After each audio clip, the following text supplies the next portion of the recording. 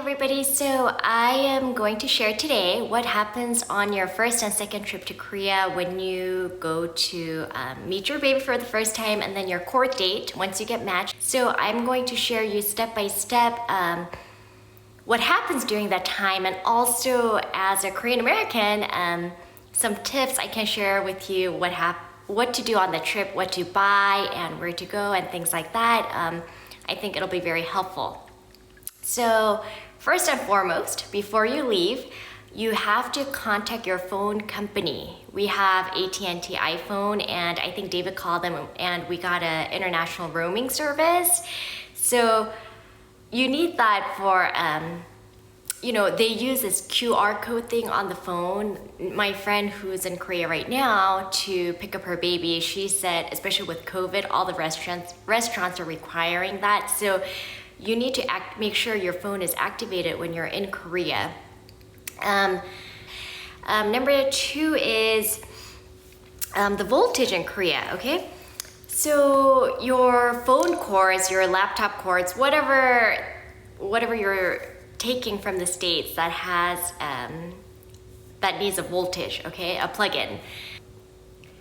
So South Korea uses a 220 voltage, and then here in the States we use 120 voltage. So you need to, if you go on Amazon and you do your research, I would ask David, but he's not home right now, but you can, I think he got it from Amazon, like a travel adapter to transfer the voltage, so that way you can use all your plugins in Korea. So I highly recommend that you get a couple of that before you go.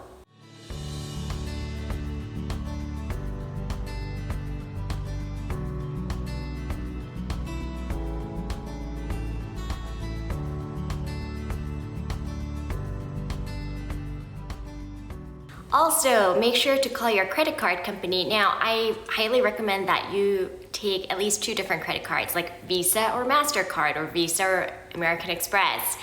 One time we went to Korea, the first time we went, we didn't call our credit card company and they thought someone stole our card, so we couldn't use it.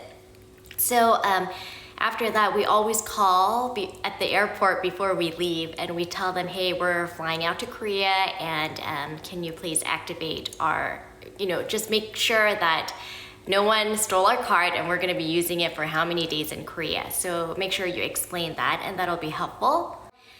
The first time you go, okay, you meet your baby 2 times, 1 hour each.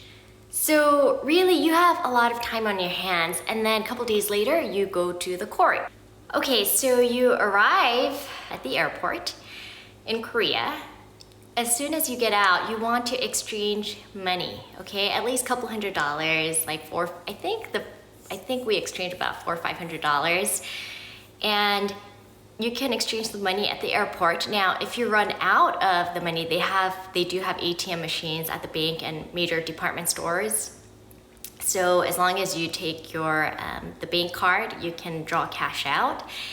And also, I think if you want to go to the bank and exchange money, or even at the airport, they require your passport. So let's say that you're just walking around Seoul and you ran out of money, and you take money out, or you want to transfer money, then you do need to show your airport. So I highly recommend that you carry your passport with you everywhere. Now, if this is your first time traveling out of the States, I highly recommend that most of you will carry a backpack and you put your water bottle and things like that. David and I got one of these. Well, we travel a lot. So especially before the kids came, we would travel all the time. So, we got this from like Amazon. So you just put it around your neck, you put all the important documents like passport, cash, like driver's license, whatever you need, Visa card. And what we did, we would always put this like inside of our shirt, and then we would just go around. You don't want to put important documents in your backpack just in case if someone takes it, especially in the subway area. So you want to always kind of keep it, in the front. Now you are at the Incheon airport. I think there's 2 flights into Korea, right? At least from Atlanta, there was. One flight arrives 5:30 in the morning every day, and the other flight, I don't know what time they arrive. But let's say you get in at 5:30 in the morning and you take a cab or bus or a subway and then you go out to Seoul, which takes about an hour, okay? So you're there at 7 a.m. And it's hard to find restaurants open that early. There are restaurants definitely open that early, but it's kind of hard to find it. So what I highly suggest you do, which David and I did, was eat at the airport, breakfast. There's restaurants all over, but if you go to the lower level, I think it's the lowest level where the buses are, there's a whole bunch of restaurants down there too. So you can try different Korean dishes, and you don't order, most of the restaurants, the food court area especially, you don't order at different restaurants, but there's a computer screen. So you press on the pictures you like and then you put your credit card in, and yeah, that's how you will get your food. So eat your food, and then you have 3 ways to get into Seoul. Like I explained, you can get a taxi cab or you can get the bus. It's called the airport limousine or airport shuttle, like that, and which you can also ride from like the basement or the lowest level of the airport. And I think the bus was like $10 or $15 per person to get into Seoul. And the first time we went to Korea, we took that, and thankfully no one rode it because that was January of this year, 2020. And that was when COVID was like all starting out in Korea. And so thankfully, like I think David and I were the only ones on the bus, which was kind of funny. But our second trip in March, where the COVID was really high in Korea, we took a cab just for safety precautions. So that's something for you to think about. The taxi cab, if you ride that from the airport to Seoul, I think they were asking like $40 or $50 one way. So, I mean, yeah, I think for safety precaution, I would rather take the cab just in case. The 2 visits you have with your baby. We knew some friends, we knew some people, and they came and took video for us because, I think for adoptees, this is, we don't have an ultrasound picture, maybe their birth mother does, but we don't have any of that. So for us, we felt that taking a video was very important because it's showing when it's showing the origin, and so if you are interested in, because it does get, very kind of like frazzling because you only have that 1 hour, and the reason why you only have such a short time is you're not the only family who's going to Korea. We are part of the ECWS, which is the Eastern Agency. By the way, there is only 3 agencies in Korea: ECWS, Holt, and another one is S something. There's 3, and these 3 agencies are only mandated by the government to send babies internationally. So you can have hundreds of agencies in the States, but those hundreds of agencies will end up working with one of those 3 in Korea. So ECWS is a big one, and when we went, we had 6 other families that came out. 4 families from the States and 2 families from Australia. So at ECWS building, it's not that big, and they only have set rooms, okay? And the foster mom brings a baby from home, and you have 1 hour with them in that room. So as soon as we came out, we saw other couples waiting in the lobby to use, there's like 2 or 3 rooms, I think. So it's a very busy place. So, one spouse trying to take video and pictures and then the other spouse trying to do that, it does get a little frazzling. So I think if you hire someone,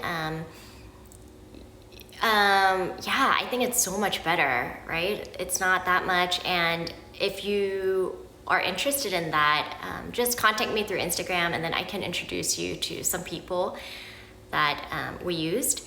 So definitely if that is something that you're interested in, then arrange beforehand that you go to Korea and then contact them instead of, let them know where and what time to meet you, things like that. Now, I shared, let's say that you are matched later on this year, and then when you go to Korea, let's say that COVID has died down, so that's not an issue, okay? So then you take the airport bus, because that would be the best price for you. Then what you do is, as you are looking for hotels and Airbnb, these airport buses some hotels, the major hotels, these airport buses will literally stop right in front of that hotel. And then they come every 30 minutes or something like that. So it's very convenient, because the day you leave to go back to the States, the airport bus will come right in front of your hotel, and you will just hop on and then get back to the airport.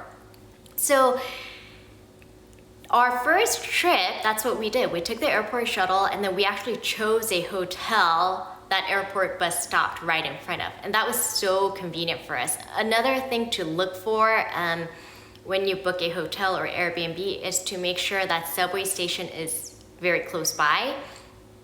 And you can ask the Airbnb owner or just map it to make sure that subway station is close by.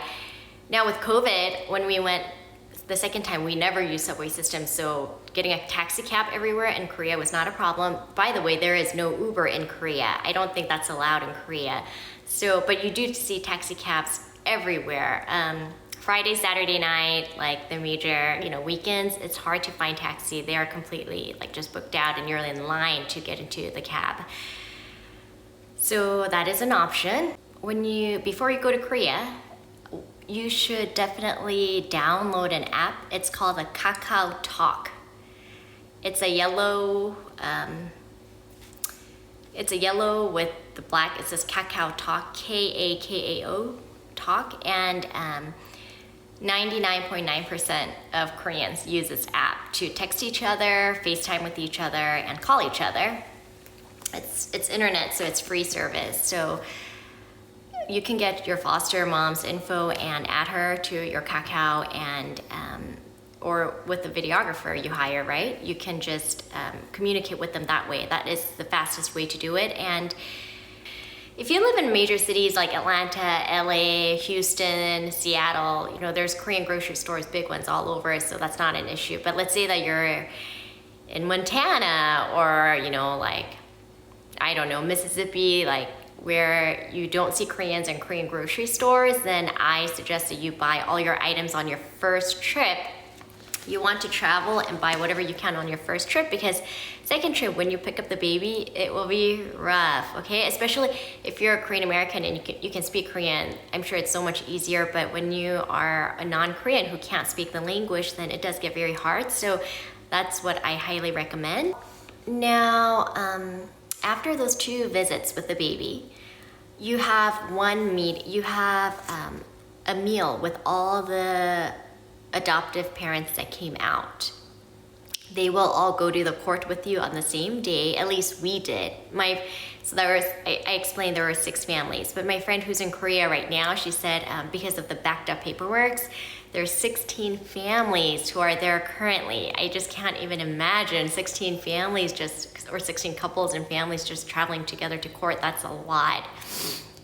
So you will get to meet them. And I highly suggest that you create a Facebook group together, or we didn't, and I wish we had, to see how, those children are doing, because I think it would have been very helpful to communicate with them. But definitely, keep in contact with them, and you have a meal together at the Eastern Agency. My friend who's in Korea right now, she said because of COVID, they did to-go food for them. So I don't know by the time you get there what they will do.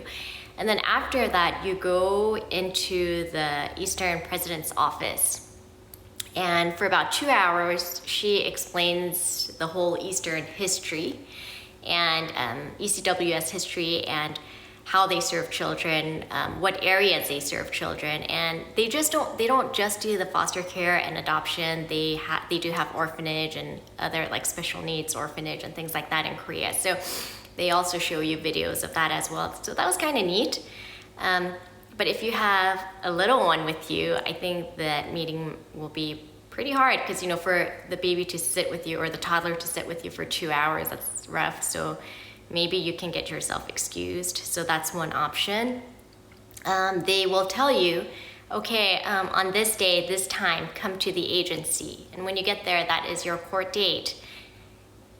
When you go to the court, they have at Eastern Agency, they have a couple minivans, and everyone loads into the minivan, and they drive you to the court, which is in Gangnam, the city, and it's a family court. So you all sit in the lobby, and one by one, each couple is called into the courtroom. And you have a translator who's a volunteer, by the way. The judge will ask you some very basic questions, if not a little bit deeper question, and each couple goes and comes out. I think for us, we were able to finish everybody in about like hour or hour and a half, maybe. Like, I think each couple was in the courtroom maybe like 10 minutes max. But for my friend who went to Korea now, and she's with 16 other families, she said they were there, I think like 5 or 6 hours straight at the court, which is hard because she also took her 5-year-old with her. So if that's the case, then you want to make sure you take some toys, and you also take, of course, your child's water bottle and, you know, the typical diaper bag and things like that, and also like lots of snacks, okay? Because you're gonna get hungry, the kids are gonna get hungry, and you would need to feed them some stuff. By the way, Korea has so many bakeries, so many coffee shops. Like, it's like every other store is bakery and coffee shops, and they have, you know, really, really good food, so you don't have to take any food from here. When we got matched with Levi, I sent him gifts once a month for, I don't know, like 6-7 months? Or was it 6-7 months or 3-4 months? I don't even remember, okay? So, by the way, if you're in Atlanta, please let me know. I would love to introduce you to the shipping company that I used to mail these stuff. I took this tiny, you know, because you can't send your baby a lot of stuff. The foster mom goes to the agency to pick up this gift, you know, with the baby. So a lot of times they're using public transportation systems. So, you know, imagine carrying the baby, carrying the diaper bag, and then having to bring this package back home. That's a lot. For our foster mom, she lived 1 hour away. And so they say, just send enough gift that's big enough to fit in 1 gallon size Ziploc bag. And so I sent a little more than that, and I took it to the post office, and they wanted like $140. I was like, what? And then so I took it to UPS, and they wanted even more, like $180.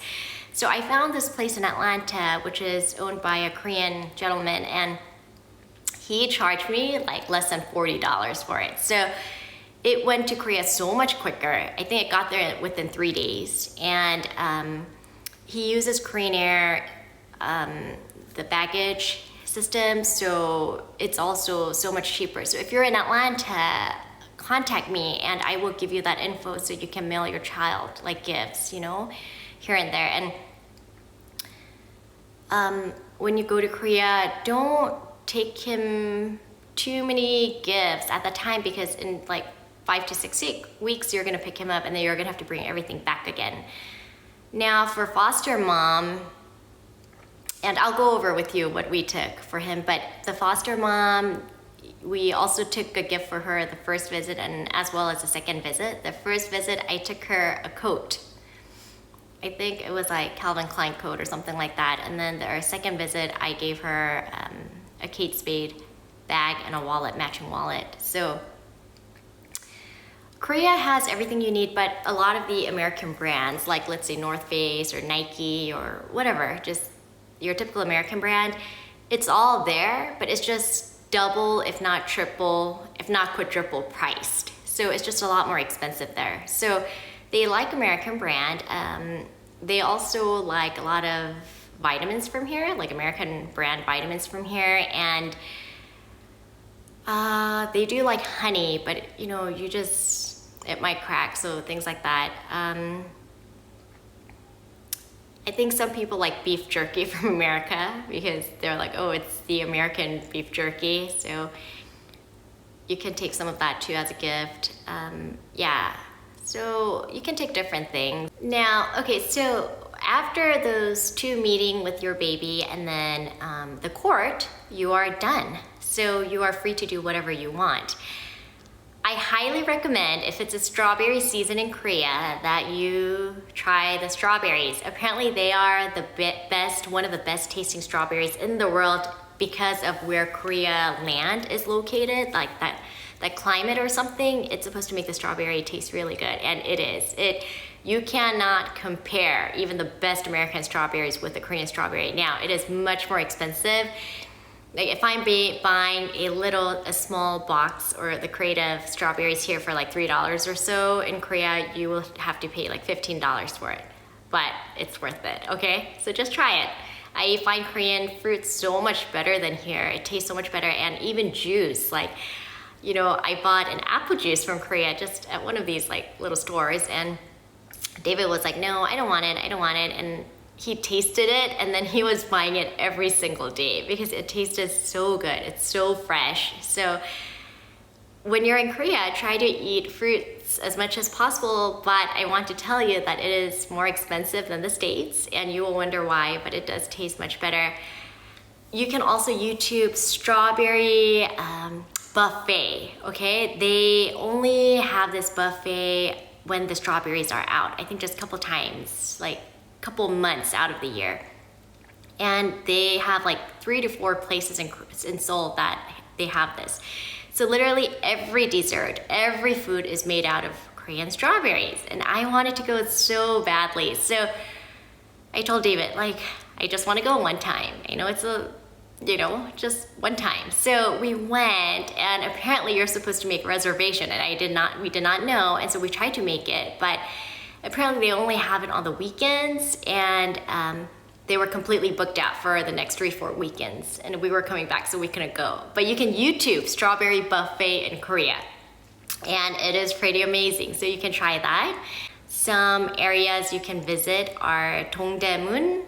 Now, if you have questions about any of this, just private message me on Instagram. And Dongdaemun is major shopping district. Myeongdong is also major shopping district. Gangnam, it's kind of like, I guess, the Beverly Hills, right? But I personally don't find Gangnam that interesting because for me, it's like American, everything American brand. And so I don't go to Gangnam because for me, it's just not interesting enough. Korea is also one of the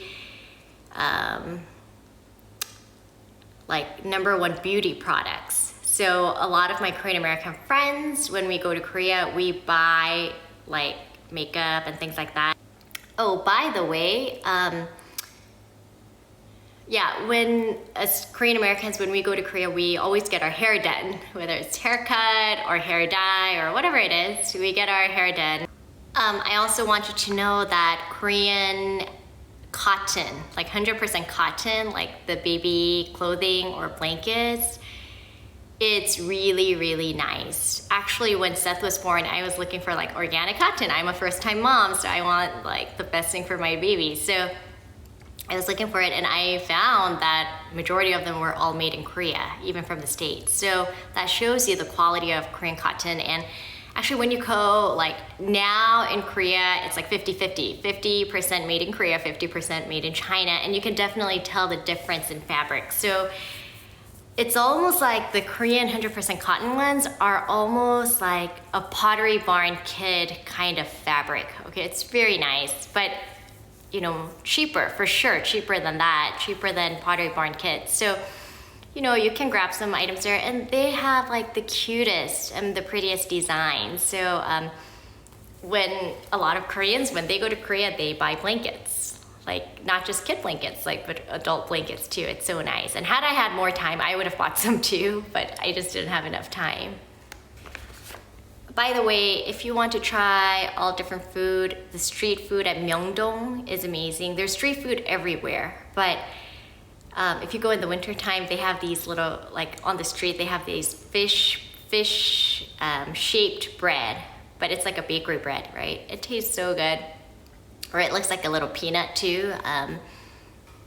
egg bread, things like that. It's really good. So try those too. I think I ate those every day when I was in Korea.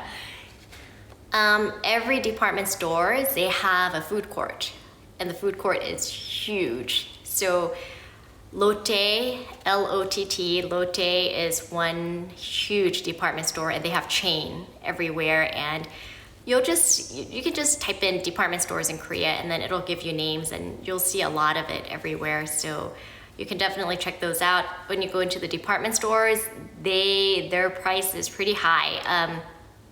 But like I said, when you go to Dongdaemun, things like that, the price is definitely better, but the quality is not the best. But it's just fun, fun to walk around, fun to see what they have. And one thing about, you can't bargain at department stores, but everywhere else you can bargain. But yeah, you can try those. Now, some place that you can visit in Korea is like DMZ. That's like the North and South Korean border, and they have a train ride. North Koreans dug apparently 7 to 8 different huge tunnels where like a car and train can go through. So they actually, give you a ride in this like train looking thing, open train looking thing, and you go in there. There's a lot of palaces in Korea. That's very neat.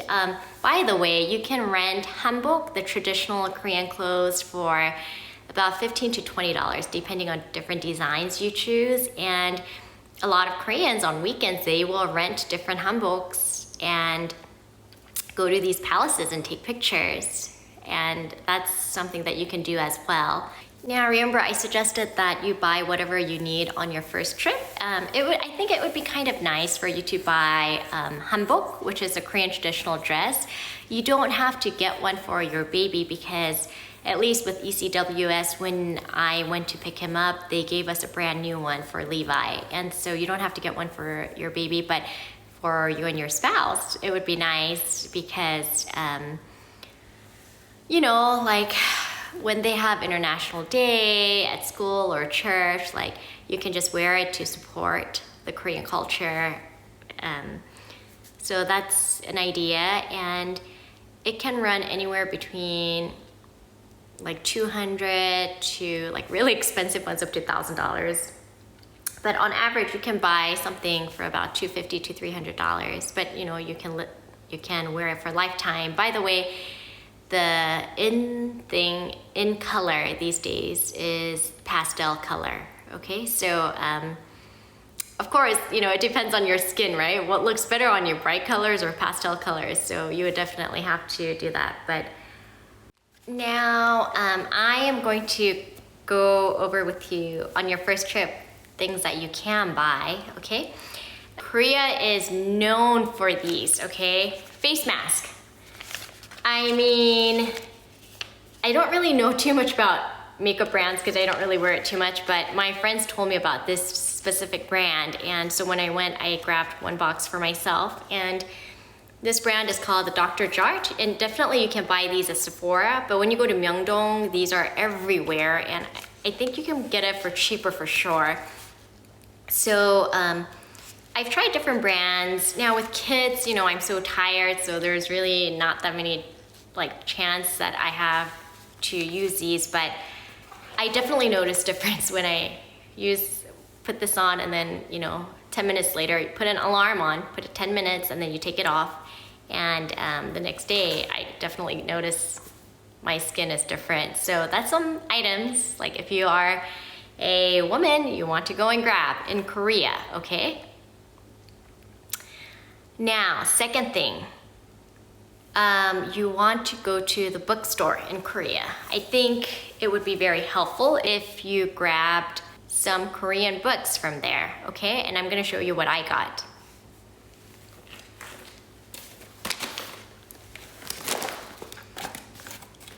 By the way, the biggest bookstore in Korea, it's right in the middle of Seoul, and it is called Kyobo, okay? It's spelled K-Y-O-B-O,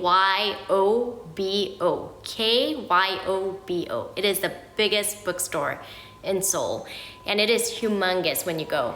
I like these because this is Korean alphabet, so when you Oh, this is the Korean alphabet and this is the English version. But when you press it, 자, 라, 여.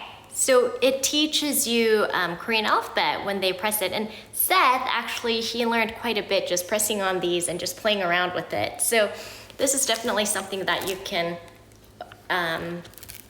you know, you can grab.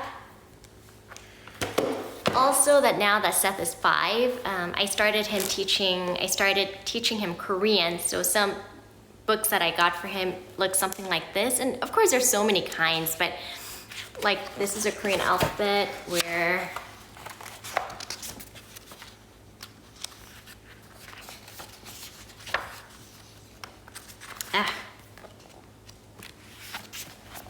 right? You just write different alphabets like this in Korean, and that's how they learn. So this is one book I got, and then the other book that I got is this one, or I don't know if I bought this or someone gave it to him, but this is also learning Korean alphabet, but then it comes with a marker here that I taped on so we don't lose it, and he writes it and then he erases it. So definitely, you know, get something like this when you're out there.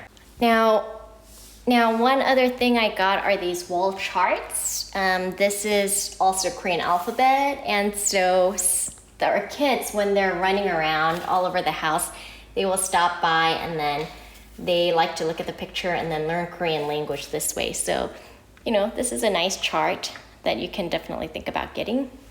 Now, as I explained, the agency will give you your baby's traditional hanbok, and on a couple of our episodes, I think episode 8, you've seen our kids wearing modern hanbok, which is a lot more casual hanbok. And you know, they came up with that because the traditional ones are very formal, and especially college students in Korea, they wanted to wear something casual but still traditional. So the women casual hanbok, modern hanbok, it's actually, the dresses are not, it doesn't come to your ankle, but it comes to your knee. So I know a lot of college girls were just wearing these and going to school, which is very cute. If you go to Insadong in Seoul, that is the traditional area of Seoul. You can get traditional tea, you can get traditional clothes, things like that. But they sell a lot of these modern hanboks for kids and adults. So this is what I got for Levi there. And you saw him wearing this. So yeah, if you're interested in getting one of that, you can get it from there. Also, if you go to Korea and you don't live near major Korean grocery stores in Korea, I highly, highly recommend that you get one of these.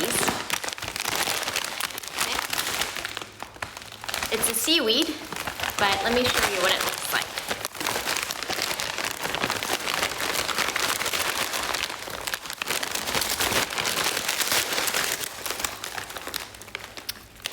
Do you see these? It's a seaweed. And Korean, you're going to need this when you bring the baby home because we make a lot of seaweed soup with it. And one of the episodes, I'm gonna show you how to make the seaweed soup. A lot of Korean kids eat seaweed soup with rice, and it actually tastes pretty good, okay? Depending on if you cook it right. And I'm gonna show you how to cook that. The seaweed soup is incredibly famous in Korea, and it's called miyeok. So if you go to the store or even like street market, they sell a lot of these, but if you say seaweed, they are gonna be like, what in the world are you talking about? So this is called miyeok, okay? M-I-yuk, Y-U-K, okay? Miyeok. And traditionally, even now, to this date, as soon as mom gives birth, they will eat this seaweed soup and rice for like 2 to 3 months straight. If not, for sure, 1 month straight, every single meal, okay, with like some other dishes. But they will eat this, and reason being that it's very rich in iron. So, you know, during childbirth, you lose a lot of blood, and so the moms eat this to replenish blood in their body. And so the Korean culture is always on your birthday, you eat this seaweed soup because it kind of reminds you that your mom gave birth to you. So that's the meaning of that. So all Koreans, it doesn't matter if you're 1 year old or 80 years old, on your birthday, you will eat this Korean traditional soup. And I usually make it with miok and tofu, and I put some seasoning in, and it's really good. So I'll show you how you do that. So make sure you grab a couple of these when you're in Korea. These don't go bad. It is completely dry, so I think the expiration date on these is like a couple years. I don't know. If I buy this, we usually eat it up in about 6 months or 4 to 6 months, depending on how often we eat it. Our kids want it like on a weekly basis, so I'll make it on a weekly basis. So definitely grab a couple of this. Now, you might get a little confused, okay? This one looks just like miok, seaweed soup, but it is different. I'm gonna show you.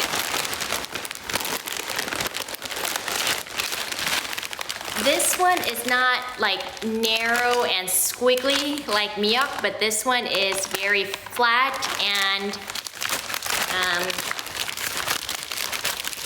do you see this? It's very flat and straight, and it's hard, okay? We use this to create broth. This is a different kind of seaweed. That's why when you go to Korea, don't ask for seaweed because no one's gonna know what you're talking about. This is called dashima. Dashima. When you go to the store, you'll see they're all usually in one section, miok and dashima. So also grab a couple of these bags too, because in the future, when I show you how to make Korean dishes, a lot of the Korean broth, they're gonna use this for seasoning. So grab that.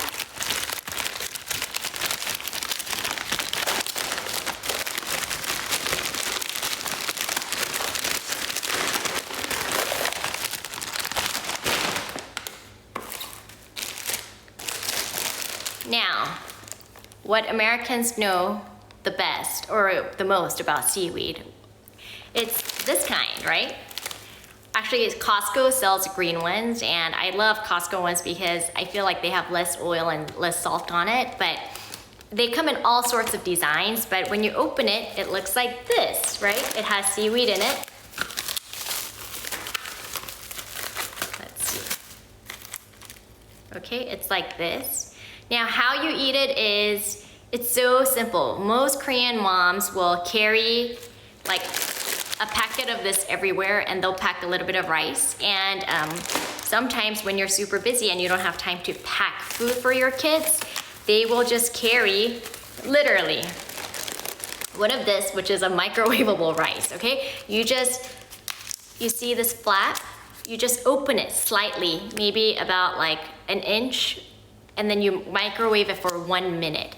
It comes in all sorts of different microwavable rice. This one is white rice, you have brown rice, we have black rice, we have multi-grain rice, and they have all sorts of different ones. But to eat it with the seaweed, I find white rice works the best because it's more glutinous. It sticks better, okay? So I say grab like maybe a box or 2 or more of those if you don't live near a Korean market. And then definitely if your Costco doesn't carry this kind of seaweed, grab several boxes of it and come to the States on your first trip. You know, international flights, you can take 2 big bags per person. So what we did was we just carried empty bags and we bought a whole bunch of stuff and came back. Not necessarily food, but other items that we couldn't get in the States or that was overpriced in the States. Like books, there are some Korean bookstores here, but it's double to triple priced here. So I usually grab those items from Korea. So, oh, by the way, I forgot to explain. So this, the rice and the seaweed. Oh, by the way, this seaweed in Korean is called kim, okay? G-I-M, kim. And you wrap one of this with rice. One episode I'll show you how we do it, okay? So even when you get on the airplane, when you pick up your baby, I suggest you carry maybe like, 2 or 3 boxes of this and then like 1 or 2 of these, and then you take it in the flight, and then you ask the stewardess to microwave this for you, and then she will, and then you can wrap the rice around it and then give it to the baby on your flight back to the States. Now, I was watching a Korean mom program, and I found something so interesting. So this, their fan was definitely smaller. Like this has a big head, but that was smaller. And every mom had this in their diaper bag. And I was like, what in the world? And it has, do you see this different level? I actually got this from Amazon because I thought it was pretty neat when I saw that. So, toddlers, especially wintertime, colder weather, especially breakfast, all 4 seasons, okay? They are given warm food. I know as Americans, we like cereal and cold milk for breakfast, but usually Korea will never, ever give cold food for breakfast, especially to toddlers. So, like I said, you know how the moms carry like something like this around, and so when you microwave it, it gets hot, and then you're like trying to cool it off. So the moms would just turn this on, and then cool the rice this way, and then feed it to the kids. So if you see this in Korea, like with a smaller head, I'd say definitely get it, because when you pick the baby up and you're heating up food and then giving it to them and it's hot, then you can just cool it up so much faster with this. So it's definitely something neat to carry around in your diaper bag.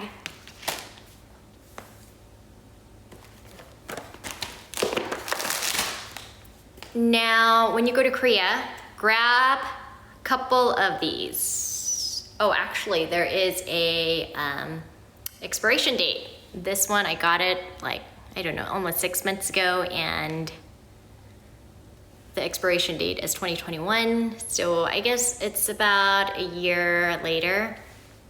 So yeah, this is called doenjang. Okay, they have so many different brands out there, but basically it's the same thing, doenjang. And that is Korean miso. It looks like this. Okay, it's a fermented soybean paste. Actually, the smell is not that bad when you make it into a soup, and it's very flavorful. So, in the future, I'm gonna show you a lot of soup that you can make with that. So you mix rice with soup. As I explained on episode 3, Grieving Update, most toddlers are fed rice and soup together, so I'm gonna teach you how to make different Korean soups, and you would need these things. And thankfully, when you first buy this, before you open it, it can be just room temperature, so it doesn't have to be refrigerated. Same thing with all the seaweeds that I showed you, it doesn't have to be refrigerated at all. So you can just put it in your pantry, but once you open it, it does have to be refrigerated for this one.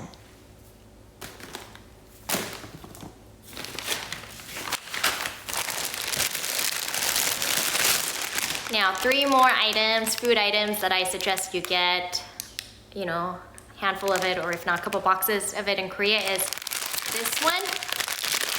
I showed you on our episode 8 that our kids were eating ramen noodles, okay? This is a non-spicy kind for your kid.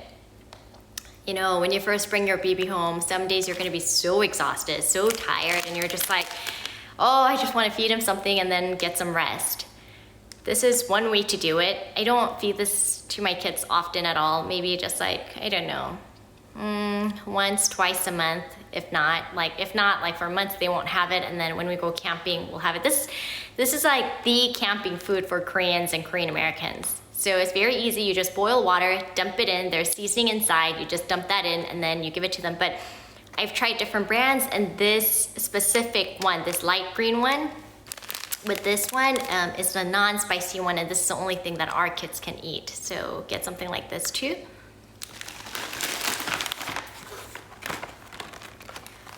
This is a curry, and one day I'm gonna show you how to make curry. Okay, when you go to the store, you'll see this everywhere, grocery stores. So grab a couple boxes of this too. Let's see if I can find the expiration date. Expiration date is 2022. So I think the expiration date is about 3 years because I got this a couple months ago as well. So grab a couple boxes of this, and when I make this, Levi and our kids, they love eating this with rice. So I'll also teach you how to make that. So they also have a lot of instant soups, okay? It comes in this flat box, and yeah, one day when I go to the Korean grocery store, I'll take some videos of it and then upload it for you so you know what it looks like. But they have all sorts, and all you have to do is just boil water and put that in, and that's it. And it comes in a powder form with dried vegetables in it, so it's very easy for you to make. So once you make that, you just mix rice and give it to the kids. And that's for the days that you're very tired, you know, you don't want to cook. But I don't really buy that, so but I definitely recommend that you buy it, you know. And this one, this is a rice cake soup in Korea that kids like to eat as well. So you can also grab a couple of these too, and just have these in your pantry because when they first come, they're not used to American food. And I think it's so helpful to know, you know, some Korean food that you can give them, and it'll help I mean, no matter what, they're gonna have food problems in the beginning, but I think definitely it'll help them a little bit when you have some familiar food for them.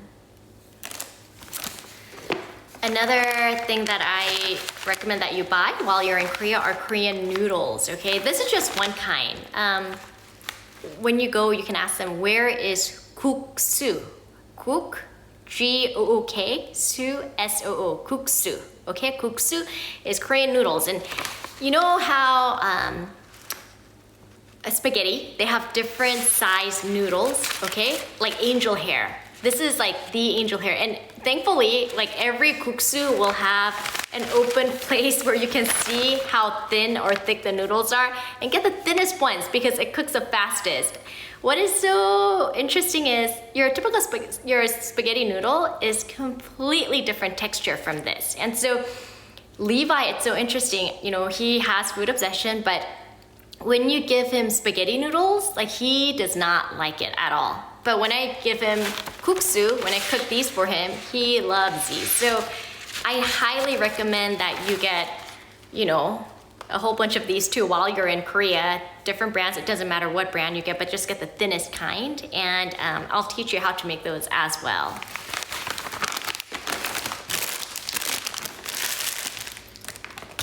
Now when you go to Korea to meet him, one thing that he liked the most was the bubbles. Okay, we took some airplanes and cars and balls for him, just a little one. But one thing that he really, really enjoyed were these little bubbles. Okay, I mean, I got these from Amazon. I had no idea these were this tiny, but you can definitely get these from Walmart or Target, a little bit bigger ones. And we just blew it and he had a ball. So this is something that you could think about. Now, when the baby's adjusting to your house, you would definitely need to buy a rice cooker, okay? I think that would help out a lot. And I'll show you what we have, what most Koreans use, but I don't recommend that you buy the rice cookers in Korea because of the adapter difference, or not the adapter, the voltage difference, okay? You can buy it from Amazon, or you can buy it from like Korean grocery stores. Korean grocery stores definitely carry all rice cookers, but make sure to read the reviews before you buy it. And if you have questions, just message me about that. Okay, so I have two rice cookers. One is this green one. It's small. I think it's like a, I don't know, 4 cup, 5 cup. So I think if you buy this, that would suffice. I think these are like about $100 or so. And this brand, Kakao brand, is very famous in Korea. And then all Korean families have this one. Okay, this is a big one. I don't really use this anymore because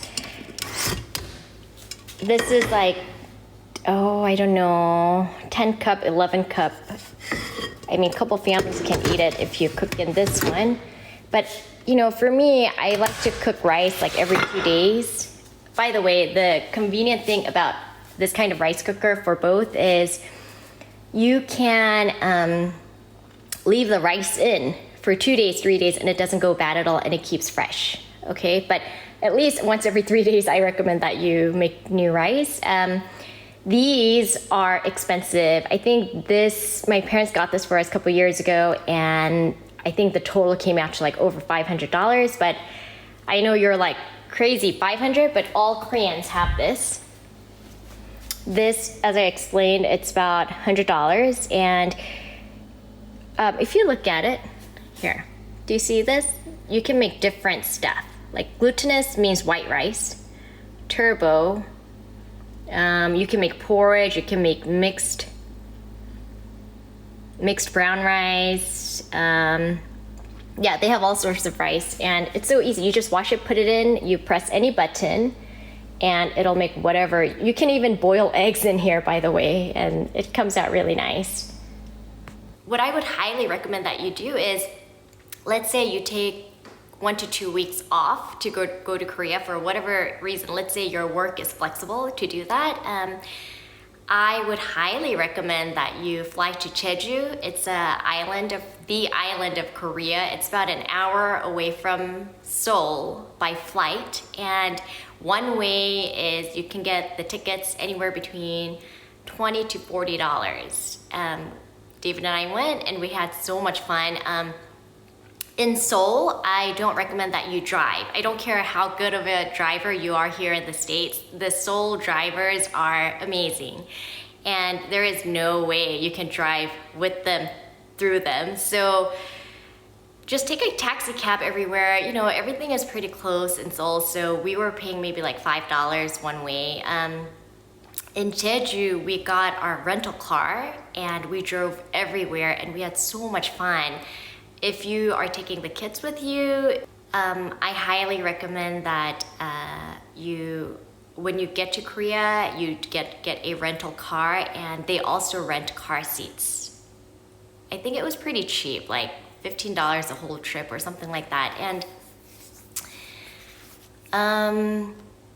for Jeju, you need to get an international driver's license. I think what we did was we went to our AAA, and they gave us our international license, so we were able to drive around with that. So in Seoul, you won't need that, but in Jeju, you would need that. Now, Korea has 2 airports. One is the main one, Incheon International Airport. And it is a nice airport. I think it's like one of the top 3 in the world, right? It is sparkling clean. They have every amenity you could possibly think of. It is incredibly nice. Literally, they have everything in the airport you could think of. Dry cleaning, sauna, spa, where you can leave your bags, numerous restaurants, shopping. It's on another level. Now, when you fly to Jeju, you are not flying out from Incheon Airport. You're flying out from Gimpo Airport. Okay, that is a domestic airport. That one is located in Seoul. Incheon Airport is actually on an island, and it takes 1 hour from that island to get to Seoul. So, let's say you're going to Jeju, don't be like going to Incheon Airport waiting for your flight, because you will totally be at the wrong airport then. And what you can do is if you have a lot of stuff at Gimpo Airport, they also have a place where you can just leave your bags.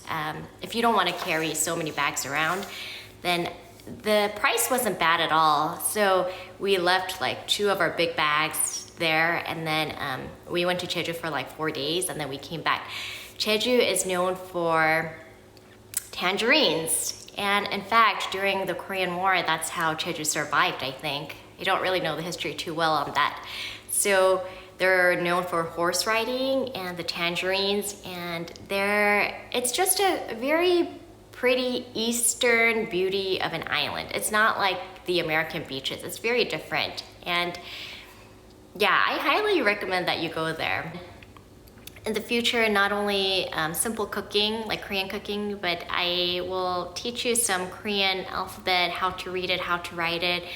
Korean alphabet is very simple. There's not too many characters, but once you learn it, you can definitely read and write. And I think it'll be helpful for you to teach your child that too. So I know that the parents have such good intention and you want to teach the children the language, culture, and maybe all the resources may not be there for you. But as a Korean American, I really want to help you out.